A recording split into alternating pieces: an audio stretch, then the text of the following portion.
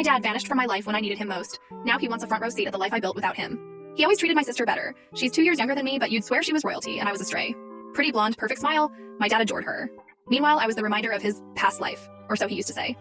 I didn't wear dresses, I didn't flirt with boys, I didn't play the part. Then he came into money. A lot of money. And suddenly, even pretending to treat me equally was too much. I brought it up once, just once. Told him I noticed how he only ever took my sister on trips. How he bought her a car for her 17th while I scraped bus fare.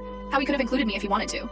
He looked me dead in the eye and said, "Then don't expect anything from me ever again." On my 18th birthday, I was told to pack my bags. Fend for yourself, he said. So I did. The first few months were brutal. I couch surfed with friends, cried more times than I'll admit, and took whatever odd jobs I could. But I learned fast. Picked up shifts at a cafe, saved what I could, and by 19 I had my own place. Tiny, yes. Mine? Hell yes. No curfews, no insults, no walking on eggshells. I finally felt free. Then I met him. It was one of those nights out where you don't expect anything. He made a stupid joke at the bar, I laughed, and we ended up talking for hours. He listened like every word mattered. Treated me like I wasn't invisible. Fast forward 4 years, he's in a solid high-paying job. We've traveled, grown together, and at 25, we're planning a wedding, a real one. Elegant, classy, all our friends and my side of the family invited.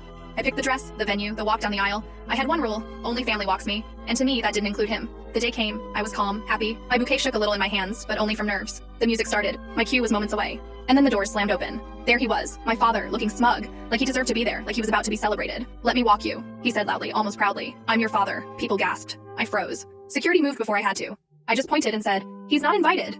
No yelling, no drama, just cold, clear rejection. He struggled, got loud, claimed he had a right. He didn't. They escorted him out and the doors shut behind him. I took a breath, looked ahead at the man I was about to marry, and walked. People kept asking me why I'd do something so harsh, why I wouldn't let him apologize, why I couldn't just be the bigger person. Here's why. Because when I was crying at night, wondering where I'd sleep, he wasn't there. When I had to choose between food and rent, he wasn't there. When I graduated without family in the stands, he wasn't there. He made his choice, he made it clear. And now that I've built a life worth being part of, he doesn't get to walk back in like nothing happened. He chose to be a stranger. So I'm treating him like one. And when we have kids, they'll never hear him called grandpa. They'll grow up knowing that family isn't about blood, it's about presence, and the people who show up when it matters. He abandoned me years ago, and now, I've left him exactly where he left me. Behind.